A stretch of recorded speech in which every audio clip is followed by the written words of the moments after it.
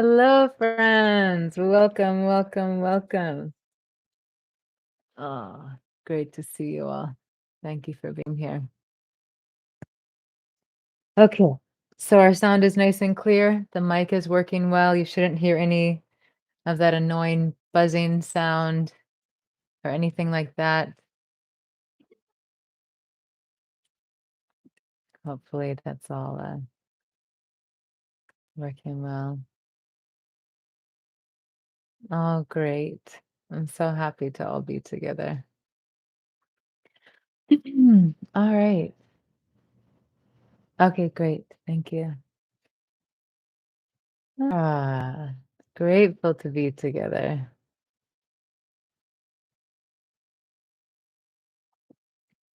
Mm, welcome, everyone. Oh, is something happening with our Siska? I didn't see, but I see someone's response to Siska. What is Siska sharing? Ooh, that sounds nice and warm and cozy. Ah, blessings. Welcome. Welcome.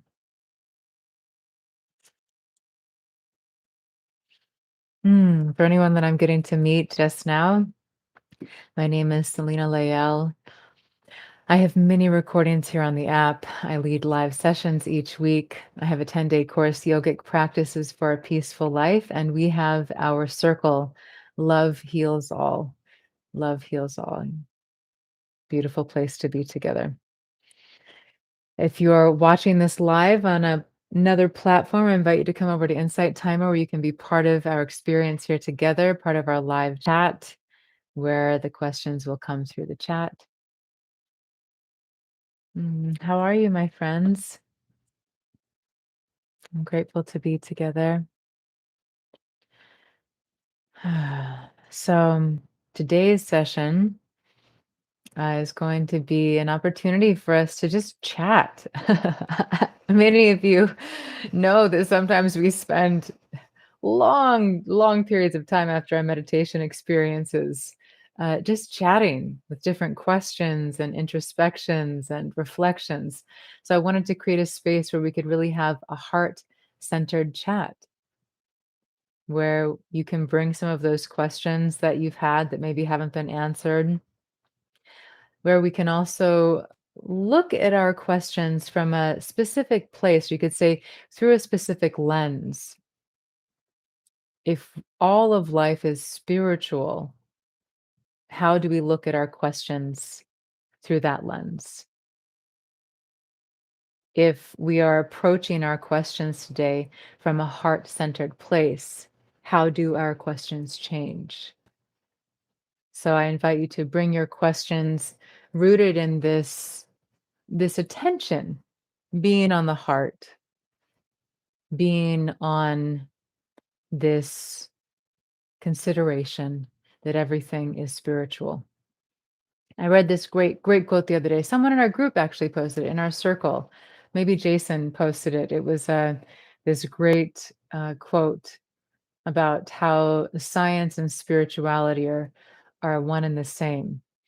And I know there's usually this idea, this perception that they're very different, and one is rooted in fact, and the other one is rooted in myth, and all of this stuff.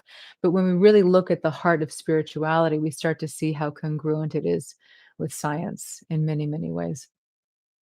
Thanks, John. Yes.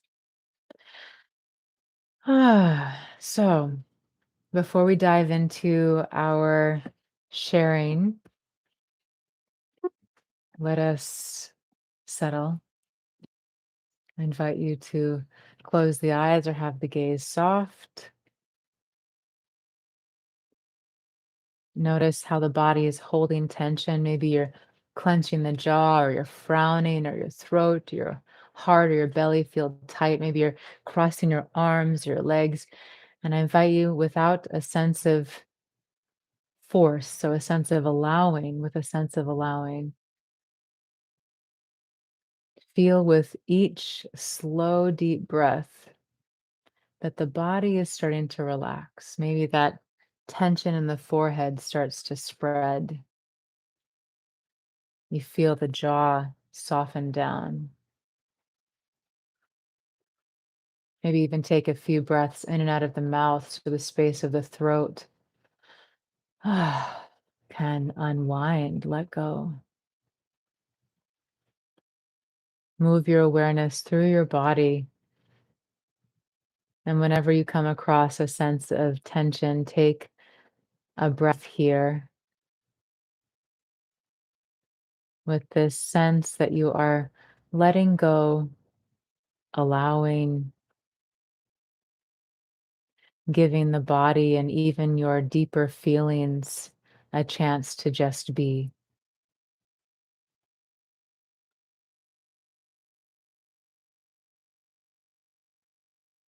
Feel the shoulders relaxing down, the belly becoming soft, even hanging, if that makes sense for your anatomy.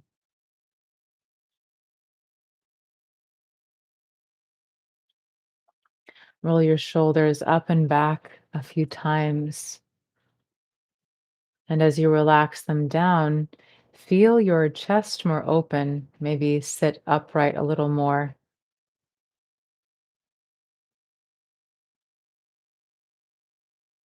Now let's place the hands over the heart center. And for these next few moments, I invite you to speak kind, encouraging, loving things to your heart or to yourself. Maybe it's a thought that says, "You're okay," or "You're amazing," or "I love you," or "You're going to get through this." "You're beautiful. I'm grateful for you. I'm right here." A few more moments. Offer yourself some kind, caring thoughts.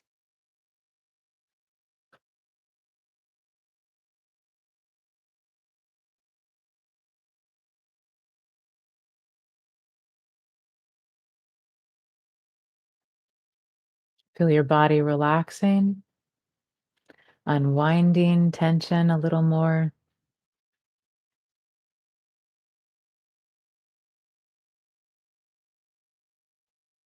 Relax the hands if you wish.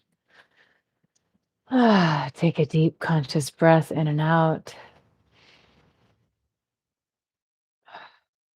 and open the eyes.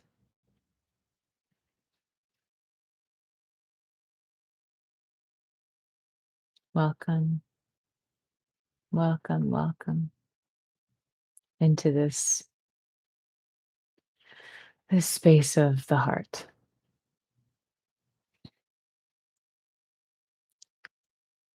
So let's start with a two-word check-in. I invite you to drop in the chat the two words that best describe how you're feeling right now. And this is a safe space. This is a place for us to keep it real, to be authentic. So, however you're feeling, if you feel comfortable, share in the chat your two words, the best description of how you're feeling right now. And I would say my two words are anxious and mm, bliss. So go ahead and share your two words. And again, whatever they are, it's okay. We have at peace, tense and worried, better than earlier, tired, hopeful, drained, hopeful, sad, ashamed. Yeah, all of these feelings are welcome here. They're not comfortable for some, right? Some of these feelings are uncomfortable, painful feelings, and yet they're welcome here. You are welcome here just as you are in this moment.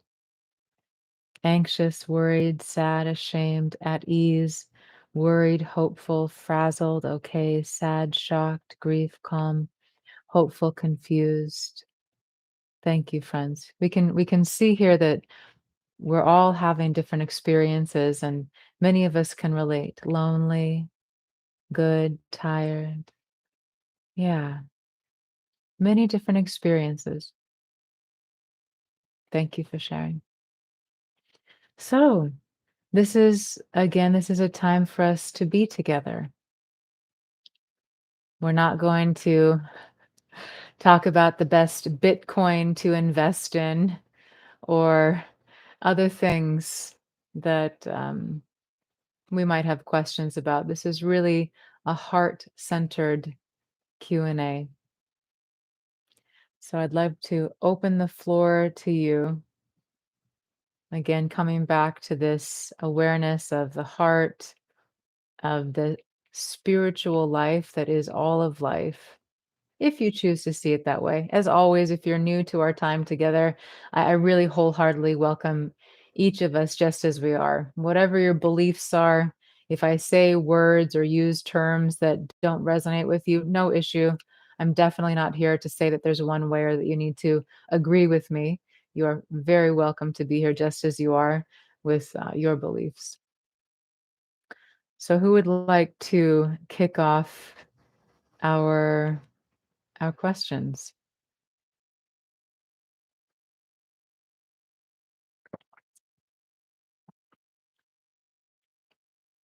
And as we're waiting, we can just breathe together. There's no rush. So often we're trying to get someplace. Yeah. Rushing, rushing, running. So we can just be. Hmm. Great question, Yetta. What music and or artists do you listen to for cleansing and clearing? I actually really love that question. And friends, just a little pro tip here. I know some of us, maybe many, are like ready to drop a question in the chat. If you see a question come in, I invite you to, well, actually, I'll just go back through the chat. Sometimes they start flying through and we don't see all of them. Sometimes it makes the older questions disappear. So maybe we'll just try a few questions at a time and hopefully they don't disappear. So this is a great question, and it's something that I've found to be really beneficial in my life. Many of you have heard me share that I definitely enjoy my intense entertainment, whether it's movies or books or things that I'm engaging in. I enjoy things that kind of like take me on that emotional journey. But it's not always the best thing for me because whatever we feed ourselves on all levels really determines how we experience if we're still really identifying with our emotions and thoughts, which most of us are in our bodies.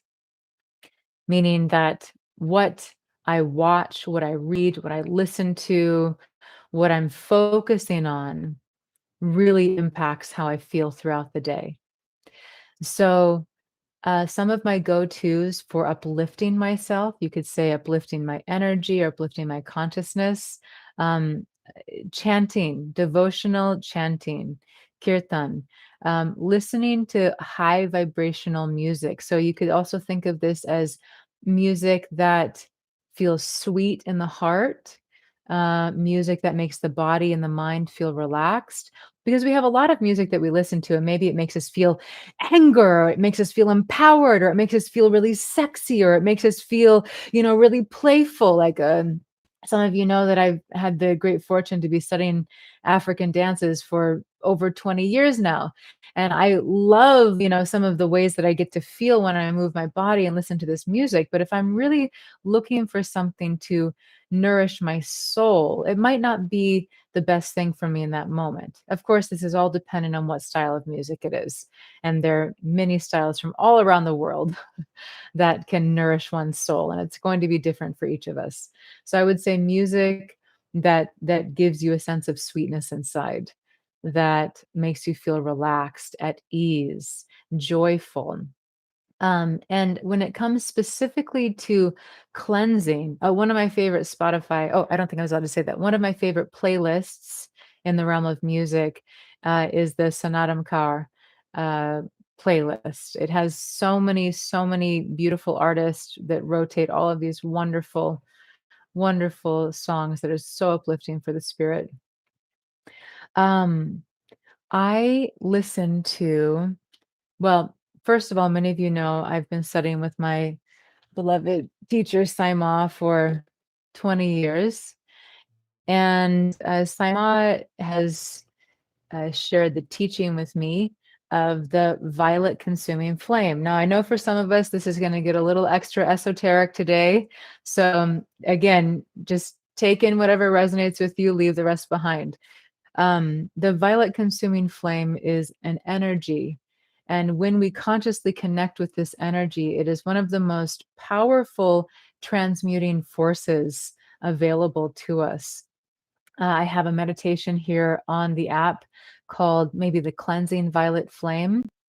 And it's this wonderful visualization that has us welcoming this violet light, this violet flame. And the violet flame is considered one of the most powerful energies for transmutation. Excuse me, I'm just going to make sure our sound is still coming through clearly here. Yes, good. So we can visualize this violet flame in and around our bodies. We can visualize this violet flame in another person. We can visualize it in an entire space between two people. If there's discord in a relationship, you can imagine this beautiful violet light just consuming everything with this power of transmutation, healing, cleansing. And if you don't visualize easily, you can also just even speak to this violet flame. You know, dearest violet flame, beloved violet flame, thank you for filling my mind with your power of transmutation. Thank you for transmuting all of these energies into light, into purity. However, it is that you work with energy, you can really use this violet flame as a way to cleanse and uplift. I have an audio of Saima's that I play quite regularly. And it's the kind of thing because of the energetic component, you can play it and not even hear the words. And that frequency is still moving in space. So Saima has this violet flame audio that I listen to regularly. I use this in my personal practice. Um, of course, there are different indigenous cleansing tools that are sacred to these indigenous cultures.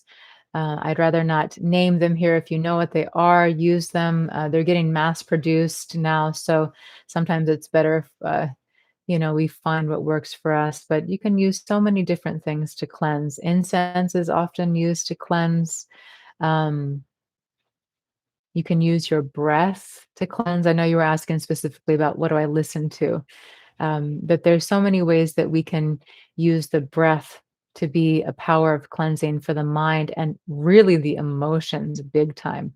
If you're familiar with Kapalapati breathing, Bastrika breathing, where we're just using this very powerful breath. Sometimes it's called breath of fire in English, and emotion, thoughts, so on and so on. And thank you, friends, for answering some of the questions that I'm missing because I'm sharing here. Thank you. So hopefully that answered your question. Things that uplift you, uplift the spirit, uplift your mind, uplift your emotions. Um, Using the violet flame, other tools that you may be familiar with. Okay, I'm going to back up here now. Hopefully it allows me to move back in the comments so I can get to your other shares and questions.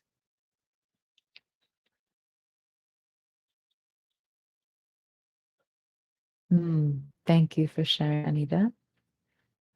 Uh, George shared Enya. Yeah, Enya is very, very soothing for the soul.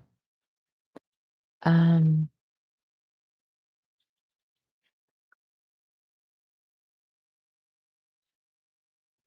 hmm. Oh, yes, Cindy. Thank you so much. I actually completely forgot to say that, even though I wanted to. So, when we're working with the violet flame, you can also connect to the presence of Saint Germain in these teachings, these very esoteric, beautiful teachings that are all rooted in heart centered wisdom. Saint Germain is the saint that brought the violet flame to the earth, is the teaching. So you can also connect with Saint Germain and the violet flame in this experience. What is the connection between fear and heart? Hmm. I would say, well, first, I'd like to share a teaching that I first learned with Saima, and it's that there are only two energies in all of creation, only two energies. One is expansion and one is contraction. Or you could say one is love and one is fear. So there are only two energies. All of those contracted emotions you feel, shame, judgment, blame, hatred, all of that, that all resonates in the realm of fear, contraction. And all of those other things you experience, beauty, positivity, compassion, kindness, love, they all fit into the realm of this expansion, this love quality, frequency.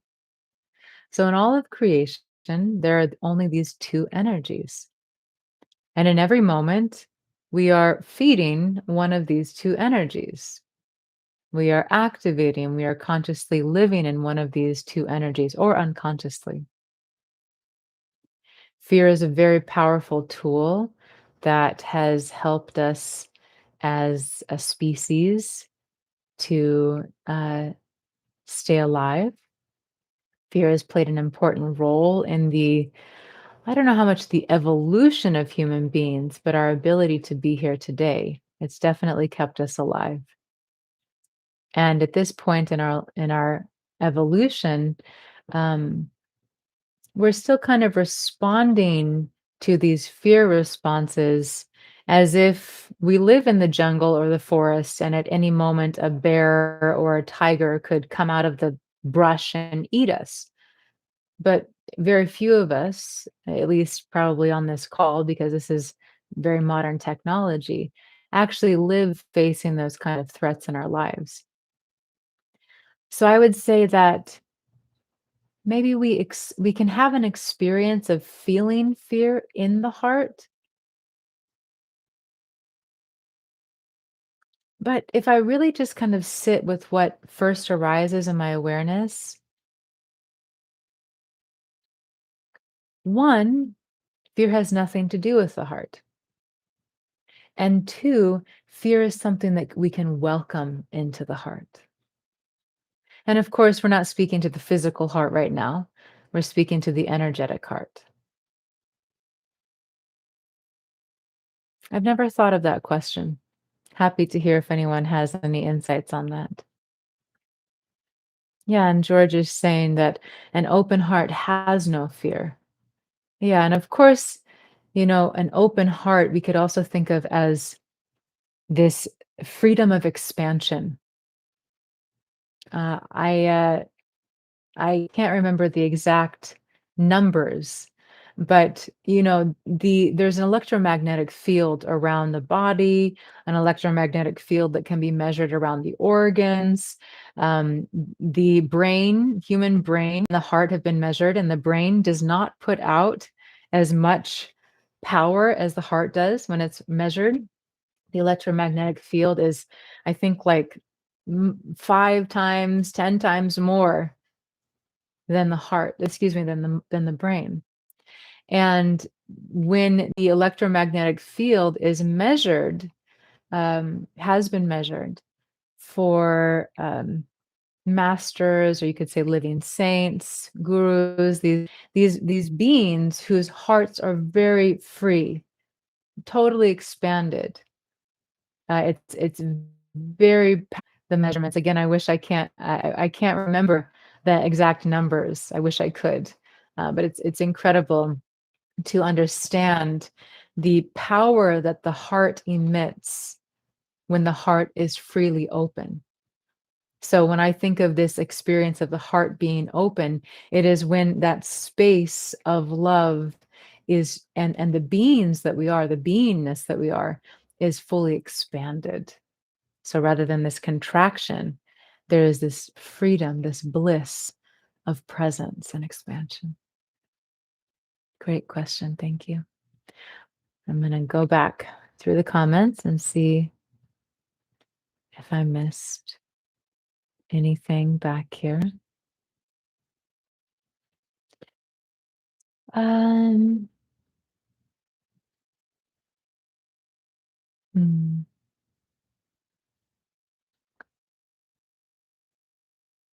okay. Oh, that's about a playlist. Things move very slowly on my end, so thanks for your patience.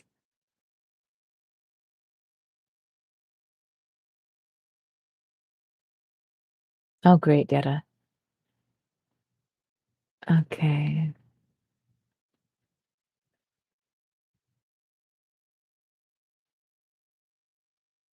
All right. Okay, great. So I don't see any other questions yet. Would love to, oh, great. Is it Deria or Deria, maybe? I'm glad that resonated with you. Okay, so the space is yours, my friends. What else would you like to touch on today?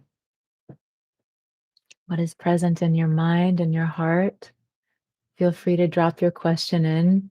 No question is wrong or bad or silly.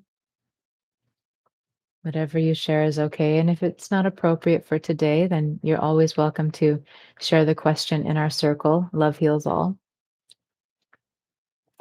Ooh, great, Sandy. Hi, Sandy. How do I discover my passion? Love that. So why don't we all do a little exercise together? Um, let's close the eyes. Of course, if it's uncomfortable to close the eyes, just have your eyes soft, looking downward, kind of like you're spacing out kind of a feeling. And start to think about the things that you love the most in life.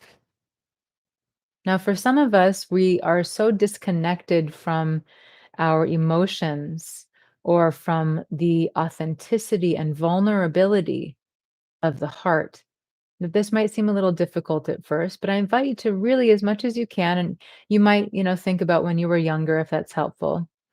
Think about the things that you love the most in the world. I mean, things that just light you up. And again, if you're feeling disconnected from the heart, you might not feel that feeling of being lit up, but maybe there are things that are really, really, really beyond important to you.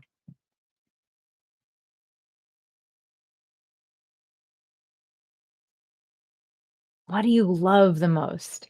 Is it your family? Is it animals? Is it nature? Is it dancing? Is it singing? Is it going on adventures? Think about the things that you love the most.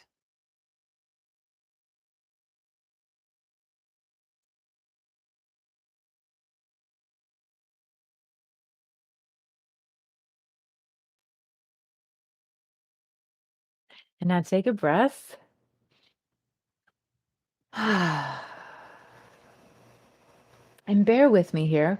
We don't need to go too deep into the feelings. So I'll repeat this. We don't need to go too deep into the feelings here. Just bring to the mind now the things that you dislike the most in life. And again, you don't need to go deep into the emotion. If you think about something you can't stand, you don't need to sit here and think about it and feel miserable. Just let it come to your mind. What are the things that you dislike the most in the world? Maybe it's injustice or animal cruelty. And again, you don't need to go into it, just be aware. Maybe it's ignorance or climate change or people's lack of awareness around climate change. Just kind of think of a few things here that you really dislike the most.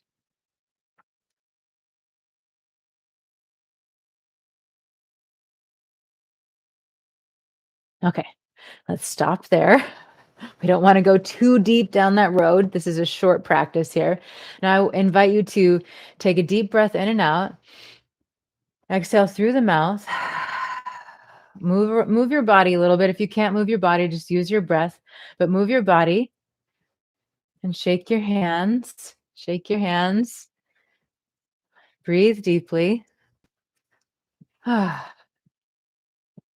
Really move your body. I want you to shake. I want you to just kind of like go like this. I want you to, if it's comfortable, really shake your body around a little bit for a minute here and let it go.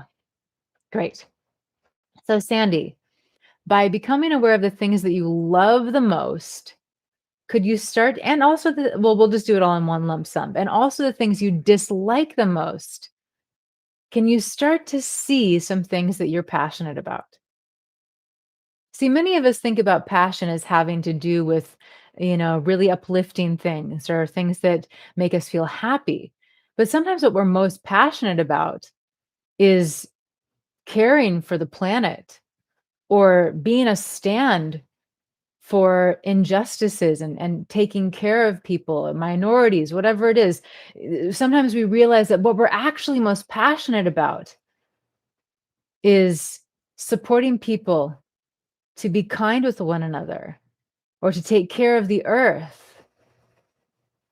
Or maybe we're most passionate about moving our bodies or being with the people we love.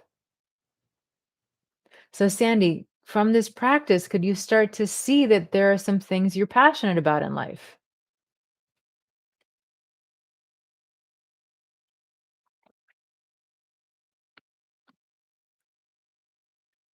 Hi, friends. Love being together. Love this opportunity to just tap in to our shared experiences. Okay, great. Great. Great. Today, Michael, we are just having a heart-centered Q&A, bringing some questions to the table, sharing answers, our experiences. All right. So, uh, okay, this is a good one. They're all good ones. I'm grateful for all of your questions. I know it takes a certain level of vulnerability to ask them. Jeannie, how do I get rid of resentment? I know it's not good for me, but how? Mm, That's a very good question. Let's just sit together for a moment. Place your hand on your heart. And for anyone here, you can do this. We can all do this together. Even though Jeannie asked the questions, we can all we can all be in this together. And just feel what's happening inside as you breathe.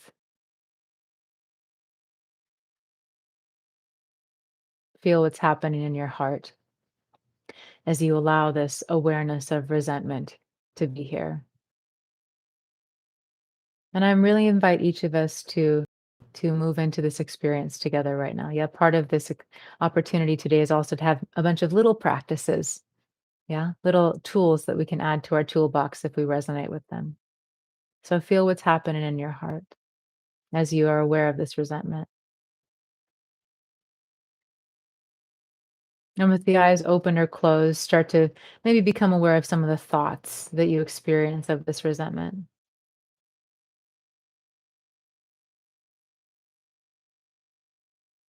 I can't believe this person did that. I'm so mad at them. They're so disrespectful. They don't love me. They don't care. Whatever it is, it's okay. It's okay for right now. I didn't say it's comfortable, just okay. And now close the eyes if they're open and take a deep breath in and out of your heart. Really feel, give yourself permission to feel this discomfort, this resentment.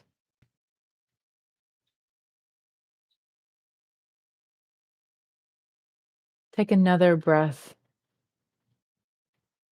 and start to become aware of what is underneath the resentment. What is underneath the resentment?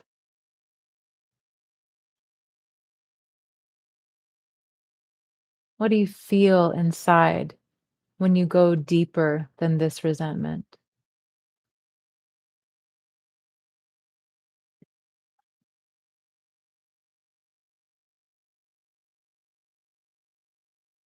When we're caught in resentment that feels like anger, it's kind of like a protective shield, yeah? It's this wall that says, "No, you can't hurt me." But if we go deeper than the resentment, deeper inside of our own self, our own heart, if we go behind that shield, that wall, We notice there's something else. Yeah. So there's this sadness here. Janie's sharing sadness.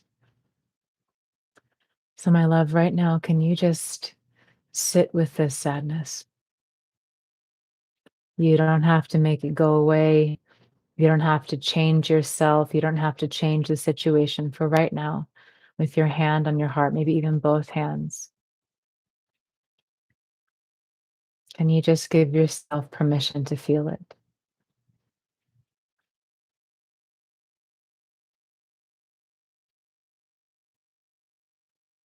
And it's okay. Even if it's uncomfortable, it's okay. Feelings like this are natural, painful, natural.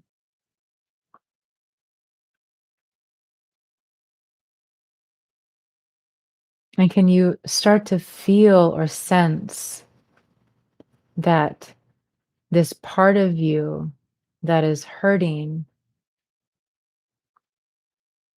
is needing something from you? See, whenever we're in resentment, we're always looking outside, blaming the other. For right now, as you sit with this sadness with yourself, start to listen, maybe ask yourself, what is this part needing from me?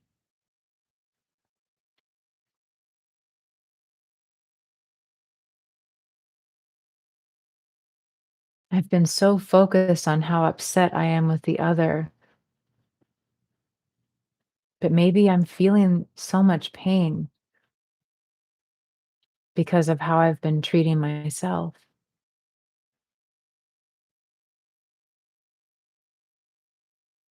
Maybe I'm hurting so much because of what I'm telling myself about myself. When this painful thing happened, what did I tell myself? You're not good enough. You're not worthy. Oh, you shouldn't have done this. You shouldn't have done that. You knew better. We don't even realize how much we are beating ourselves up underneath our upset with others.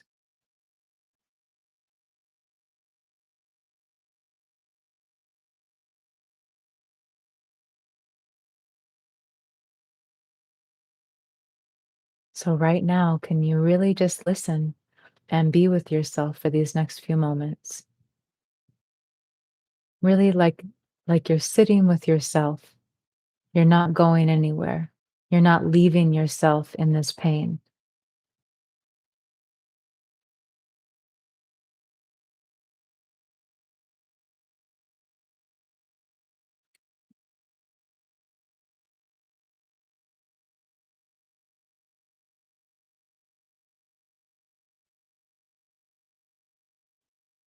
Can you feel any anything different? Are you more aware of maybe something inside? And this goes for anyone engaging in this experience right now. Can you feel something different inside that you weren't aware of before?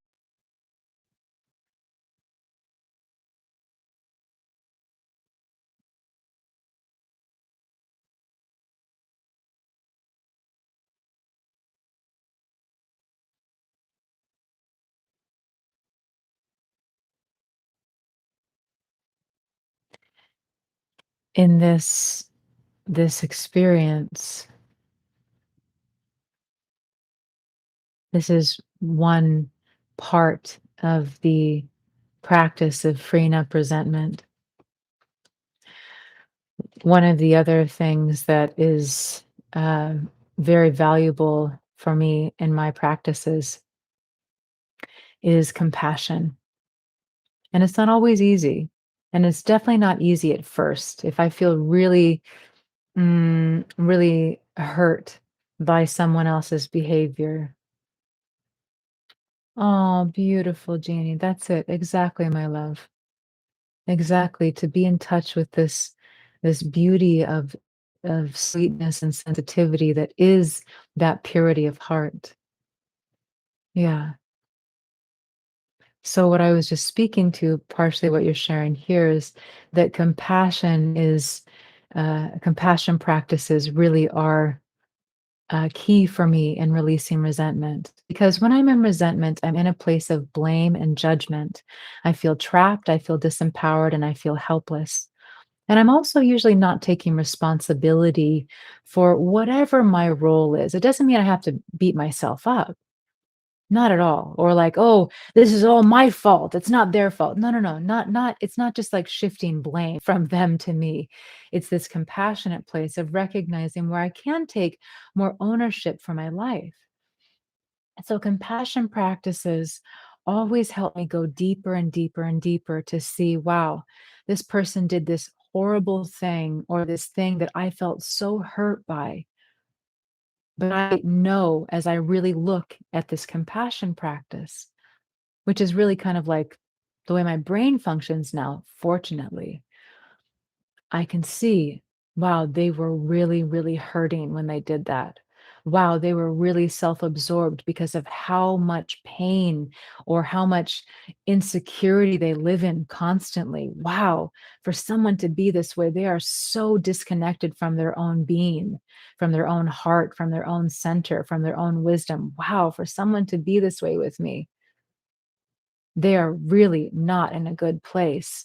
And the more we really practice things like this, the more we see that a lot of the pain we feel has actually less to do with the other person's actions and behaviors and more to do with how we're interpreting that. When somebody does something outside, what do I believe about myself? Do I believe that I'm not good enough? I'm not lovable. I'm not beautiful enough. I'm not smart enough. I'm not talented enough. I'm not worthy. What am I interpreting through their actions that is causing me to be in so much pain? And then I blame shift and I get caught in this trap.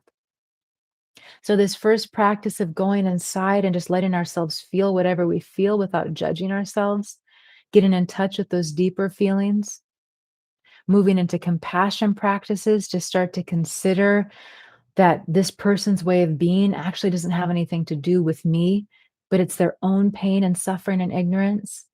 And then maybe I'm able to get to that place where I can start to forgive, where I can move into forgiveness practices. So I have a few recommendations here for anyone that's navigating this resentment, lack of forgiveness, blame, all of this. There are a couple of recordings I have here on the app. One, there's definitely one or two compassion practices here. So I would look for that. Let's see if I can pull up the app right now. Oh, it won't let me because I'm in the live viewing, but I do have a compassion practice and a talk with the compassion practice here on the app. There's also, it's long, but it's worth listening to. It's a forgiveness talk and practice, and you might find that very helpful. Anyone here who's challenged by these things, which are very natural, I invite you to listen to those. And thank you again for sharing your question. Okay, let's see here. I think I saw one other question a little further back.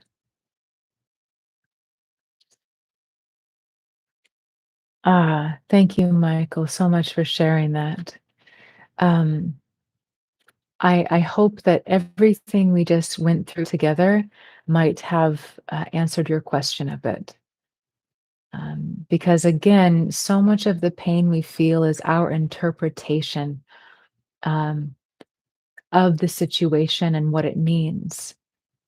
And of course, sometimes we just feel hurt, we just feel betrayed, and sometimes we need someone to work with. We need a therapist, we need a counselor, we need someone who's skilled in trauma. Sometimes we need resources outside of us to support us in our healing journeys, and that's perfectly okay. Seek out those resources, work with people so that you can feel supported if you're, kind of feel like you're in the dark around the situation. So, Michael, I hope that also supported you in your question there. Let's see here. Trying to get back to the comments again. Thank you again for being here, friends.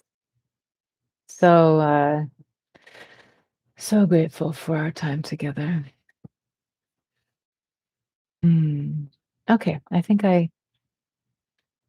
oh, Sandy had a question. Is resentment based on expectations? Sometimes, most definitely.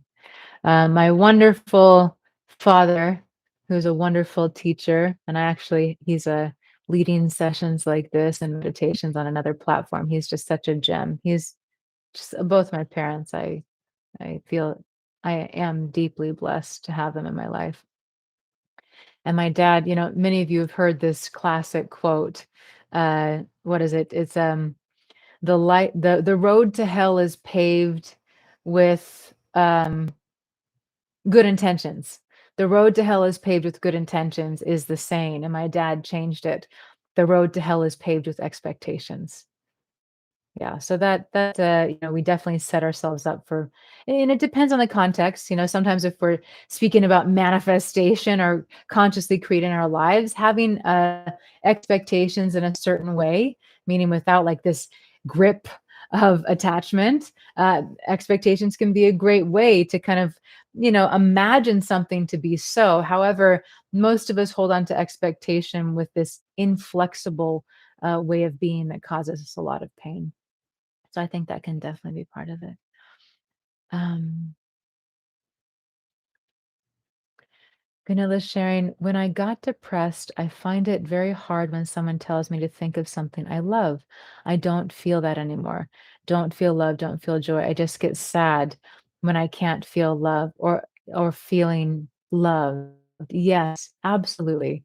And the passion exercise is not a um I wasn't using it today as a way to shift out of depression. However, sometimes thinking of what word can help us shift out of depression. Usually, though, if we're in that heaviness, that sadness, that emptiness or that anguish that we feel when we feel depressed, that might not be the most effective route for many of us. Sometimes one of the most effective things to do when we feel depressed, although it's not easy, because when we feel depressed, we often feel lethargy.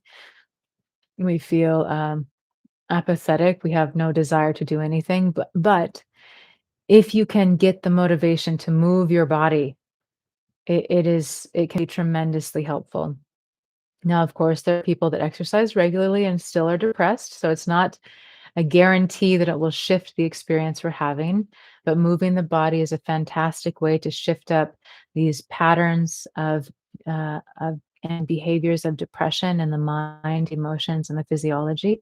Of course, if it's more rooted in a brain um, imbalance, and that usually needs to be addressed differently, although movement will always help. And also, oftentimes when we are experiencing depression, it's repression. Often, depression can be connected to repression. So, when I haven't been letting myself feel painful emotions, it starts to build up inside, and I feel disconnected from myself. And there you have it. I feel all of this anguish, but no access to being able to move it. And I feel disconnected from myself and the world around me. And so I live in that anguish. So finding ways to allow yourself to emote can be really helpful also. And I don't mean just kind of like, sometimes when we feel depressed and we feel sad, we just kind of wallow in it. I mean ways to really allow that emotion to come out. I remember I learned at a very young age that often depression can be related to repressed anger. People that don't allow themselves to feel anger and feel rage will often become depressed because it's like this shutting down. See, the emotion of anger is very much connected to our sense of aliveness. And when we repress anger, we are often repressing that connection to feeling alive. Now, I'm not speaking to, being, just like belligerent with your anger and letting just getting angry all the time and letting the steam fly off and yelling at this person, that person, that's an opportunity for more emotional maturity and awareness. But I'm talking about really allowing ourselves to feel anger. And maybe we do need to yell or scream or, you know, hit a baseball. I don't know what we can do healthily. There are many, actually, I do know there are many things we can do with our bodies that don't cause harm, um, that allow the emotion of anger to be released. And when we find access with that, we start to feel alive again, because so much of depression is feeling like we're not alive. It's that disconnect. So I would say, what allows you to connect with that feeling of aliveness? And maybe it's feeling deeply, feeling anger, feeling frustrated, letting that come out, so that we kind of let the lid off of those other emotions as well. Thank you for sharing that.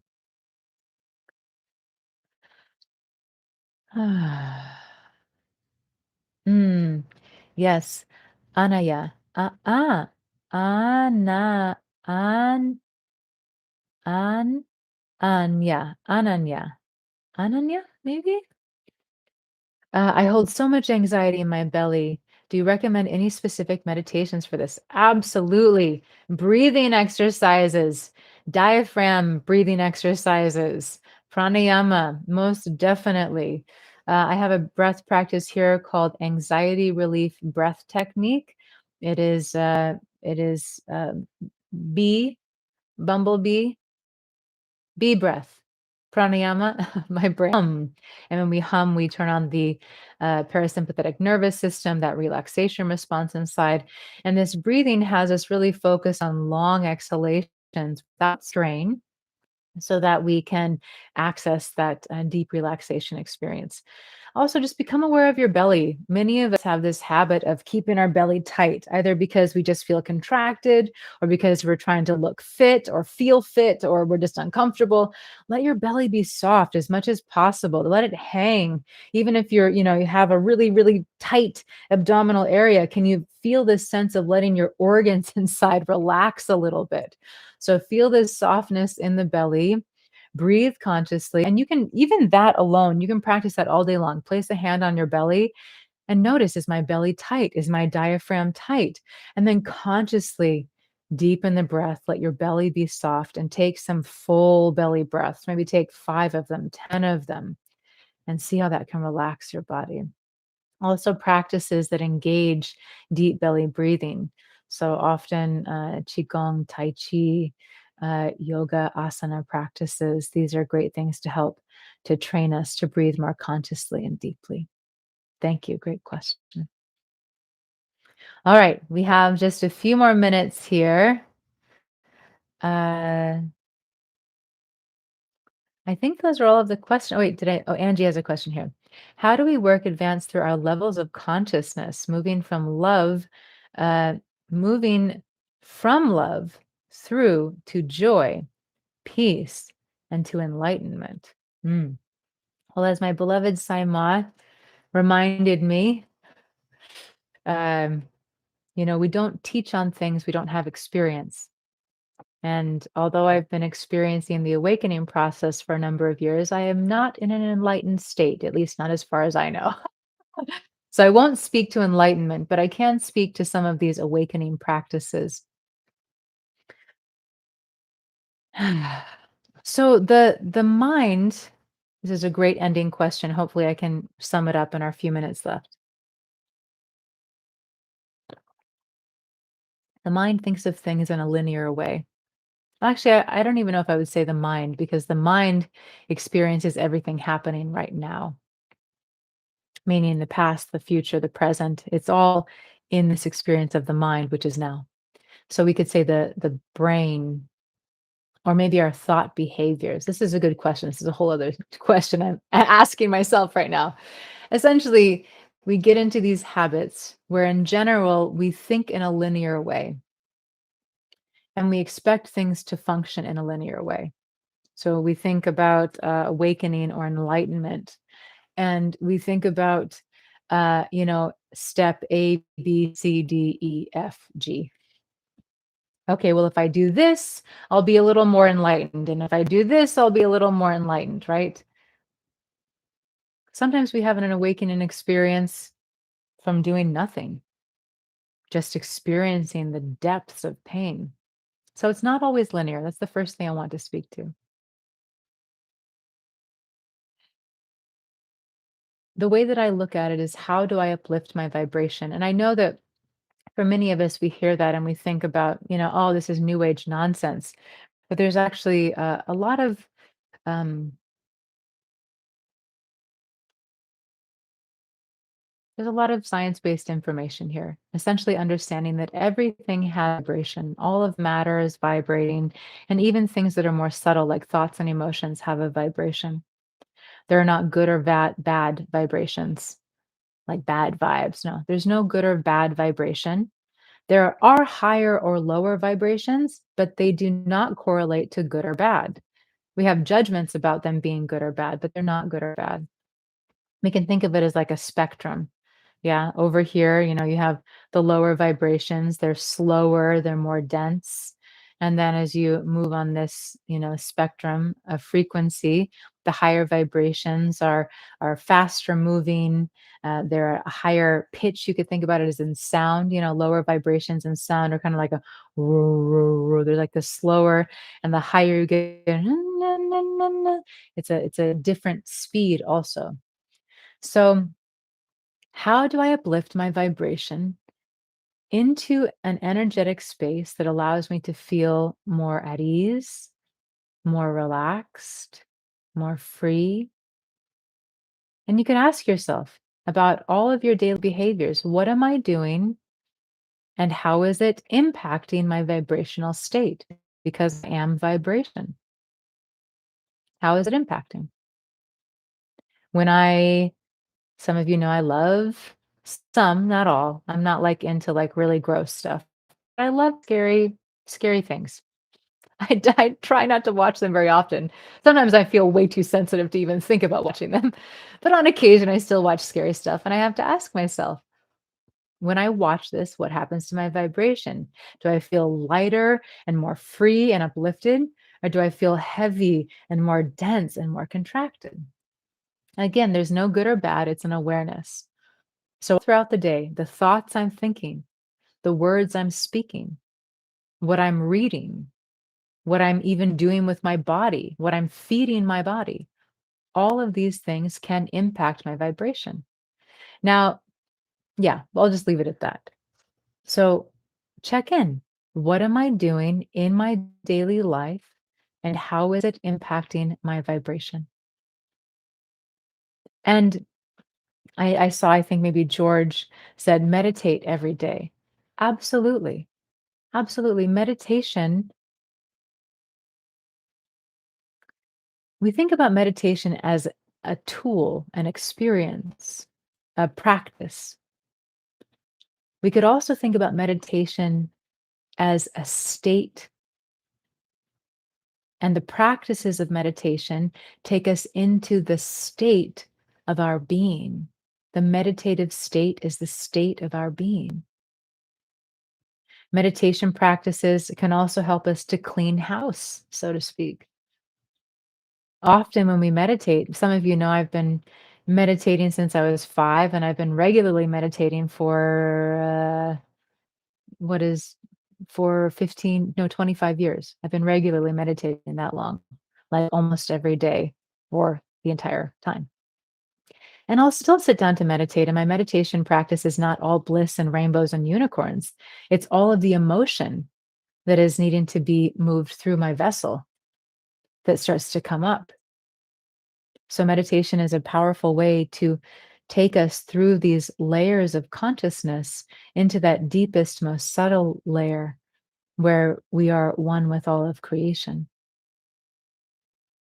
So, I would say, again, check in. What am I doing in my life and how is it impacting my vibration? This is where we can start, because rather than it just being, oh, I meditate, and we have this isolated thing, it becomes an entire life practice. And something else that's really beautiful that Saima has been teaching us for years, meditate with eyes open. Rather than just having your spiritual practice, let your whole life be spiritual.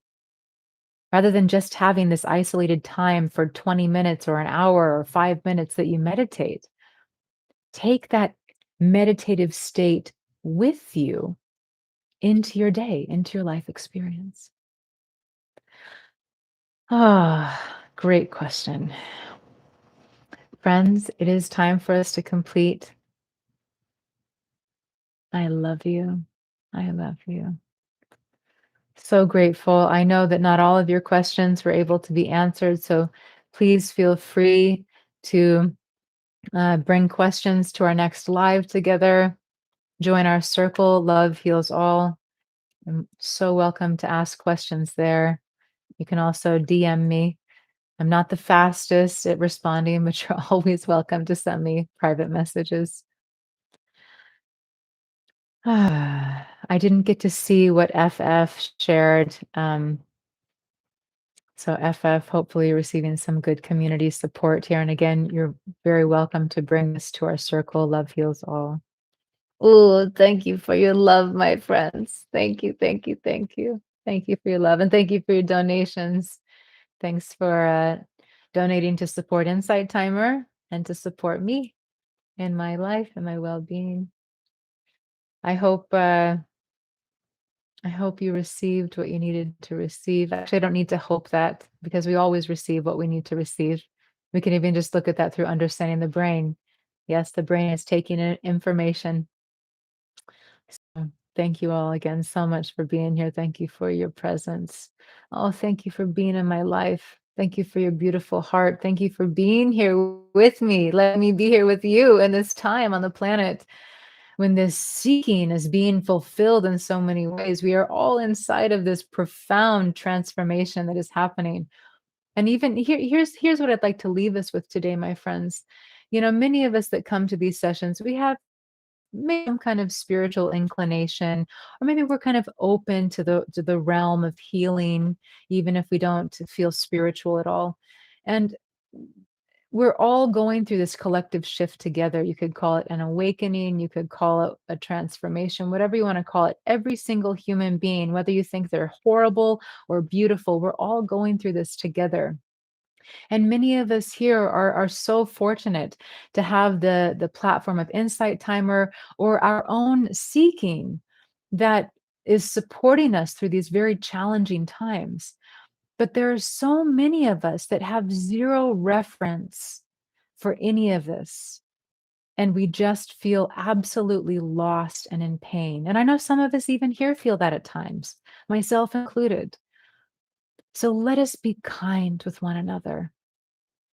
Let us be kind. I just feel my heart is just pouring out this compassion right now. Let us be kind.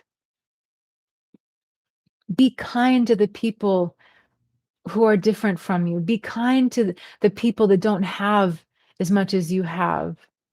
Be kind even to the people that you think are the worst. Be kind. Your kindness serves you, and your kindness serves the planet. Be kind.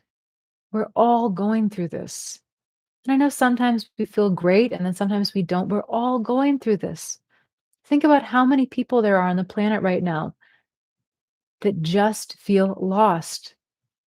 They have no awareness of healing or transformation or evolution of spirit or mind or heart. They have no concept or awareness of anything that allows them to feel even a moment of peace. Let us be kind to each and every one. Let us be kind and kind to ourselves. That goes without saying, yes? I love you, love you, love you. See many of you tomorrow my time. What is the time? At 3 p.m. 3 p.m. Eastern time, we'll be together again. I love you.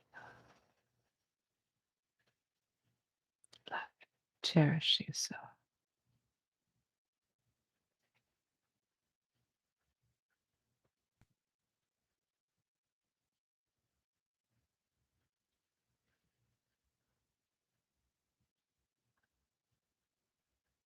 are together.